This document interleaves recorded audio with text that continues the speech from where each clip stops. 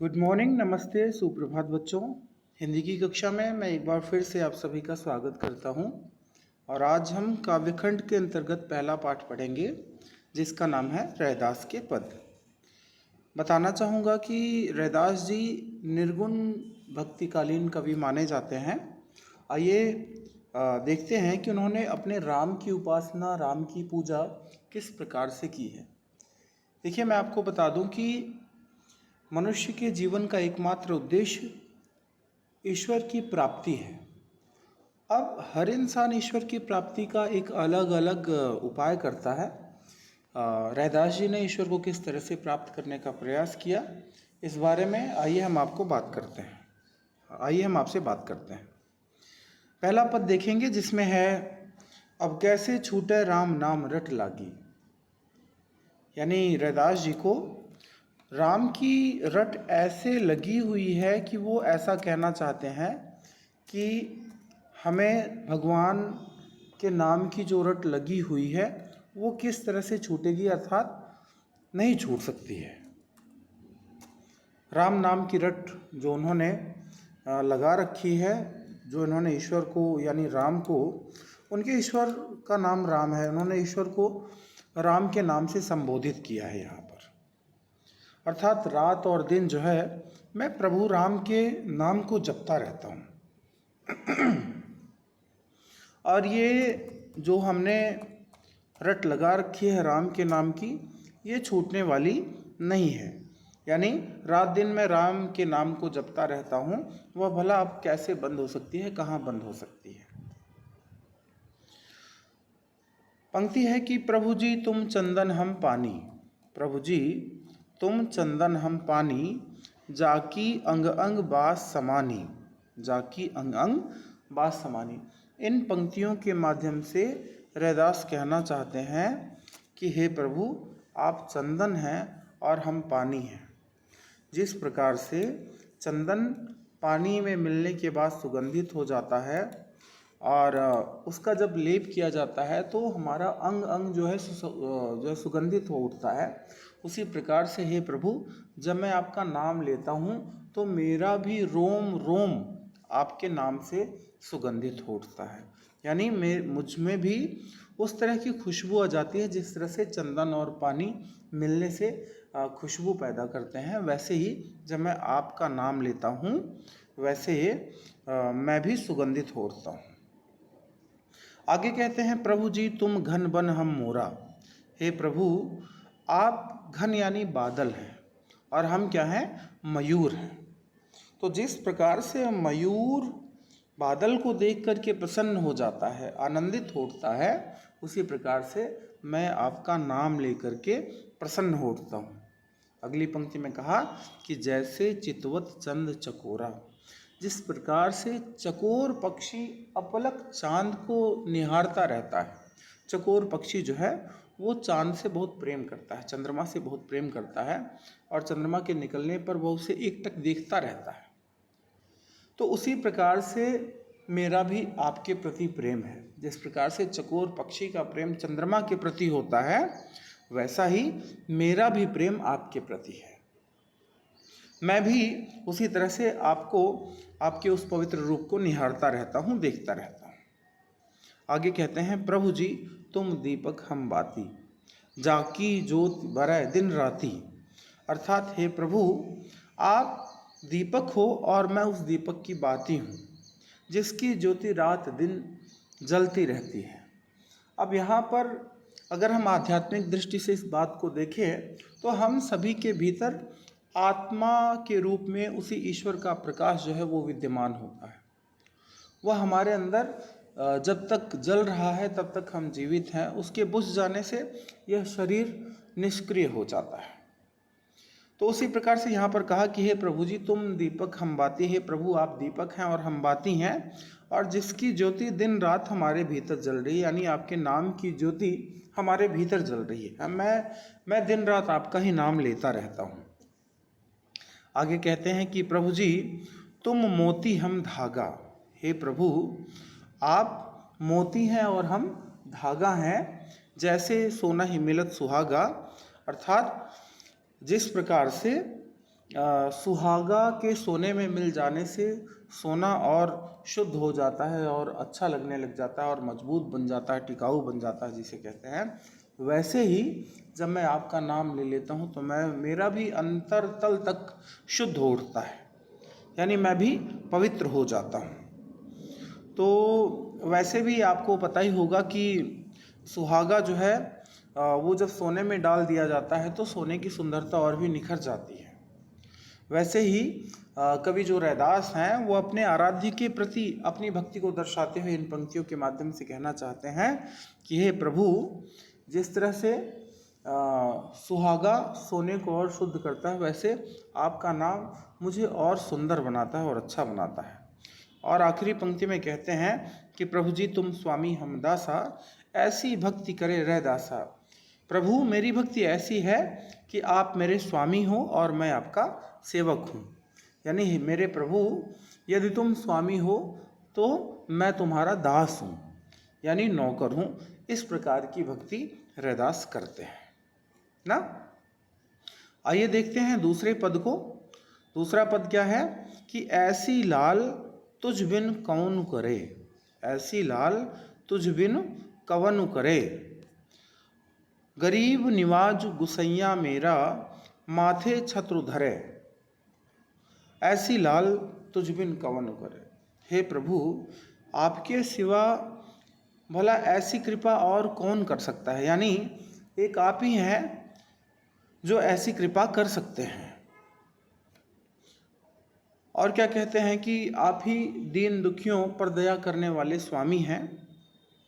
अगली पंक्ति क्या है कि जाकी छोति जगत कऊ लागे, ता पर तू ही ढरे, नीचहु ऊंच करे मेरा गोविंद, काहू ते न डरे। अर्थात जाकी छोति जगत कऊ लागे, यानी जिन लोगों को यह जगत, यह संसार अछूत समझता है, जो अस्पृश्य है, हे प्रभु उन अछूत लोगों के लिए तुम्हारे मन में कितनी दया है।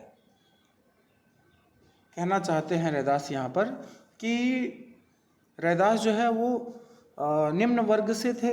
उस समय हमारे समाज में छुआछूत का भेदभाव बहुत अधिक फैला हुआ था।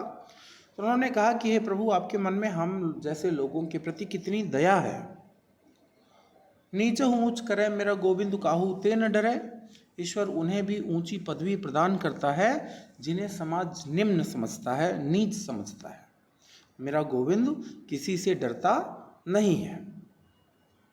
नाम देव कबीर तिलोचन, सधना सैनु तरय, कहि रविदास सुनहु रे संतहु, हरिजीव ते सभय सरय।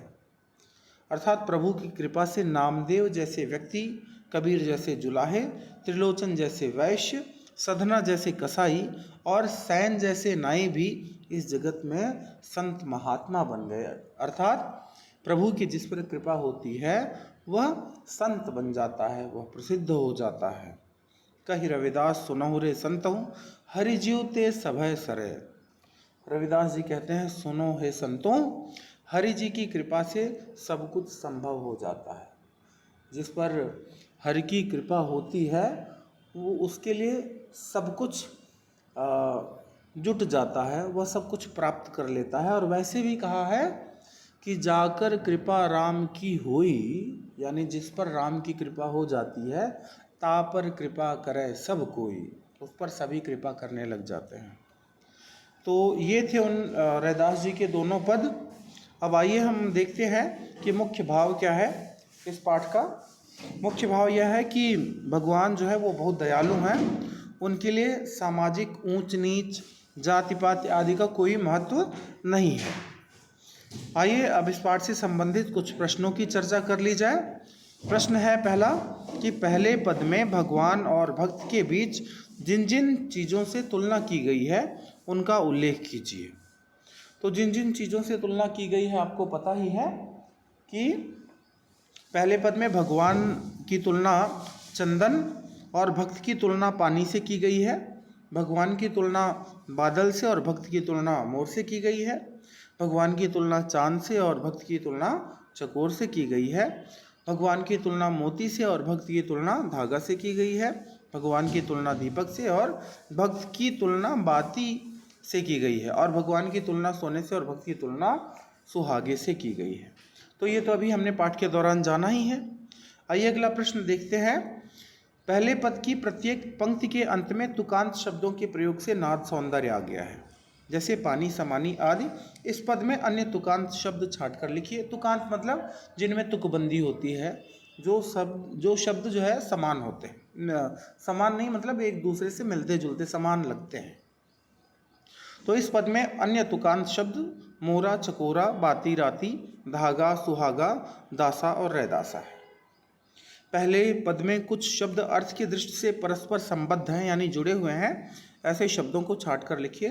उदाहरण है जैसे दीपक, बाती। तो प्रथम पद में कुछ शब्द अर्थ की दृष्टि से परस्पर संबद्ध हैं, जैसे चंदन, पानी, घन, बन, मोरा, चंद, चकोरा, सोना, सुहागा। दूसरे पद में कवि ने गरीब निवाजू किसे कहा है, स्पष्ट कीजिए। ये प्रश्न है चौथा। तो दूसरे पद में भगवान को गरीब निवाजू कहा गया है क्योंकि भगवान गरीबों और दीन दुखियों पर दया करने वाले हैं। दूसरे पद की जाकी छोति जगत को लागे तापर तो ही डरे, इस पंक्ति का क्या आशय है, यानी इस पंक्ति का आशय स्पष्ट कीजिए। तो भगवान के छूने से अछूत मनुष्यों का भी कल्याण हो जाता है, क्योंकि भगवान अपने प्रताप से किसी नीच जाति के मनुष्य को भी ऊंचा बना सकते हैं, अर्थात मनुष्यों के द्वारा किए गए कर्मों को देखते हैं, न कि किसी मनुष्य की जाति को। अछूत से अभी भी बहुत से लोग बचकर चलते हैं और अपना धर्म भ्रष्ट हो जाने से डरते हैं। अछूत की स्थिति समाज में दयनीय है, ऐसे लोगों का उद्धार भगवान ही करते हैं। आइए देखते हैं अगला प्रश्न। रैदास ने अपने स्वामी को किन किन नामों से पुकारा है। तो रैदास जी ने अपने स्वामी को गुसैया, गुसाई और गरीब निवाजू और यानी गरीबों का उद्धार करने वाला आदि नामों से पुकारा है।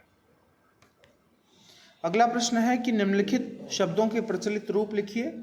मोरा, चंद, बाती, ज्योति, बरय, राती, छत्रु, छोती, तुही, गुसैया।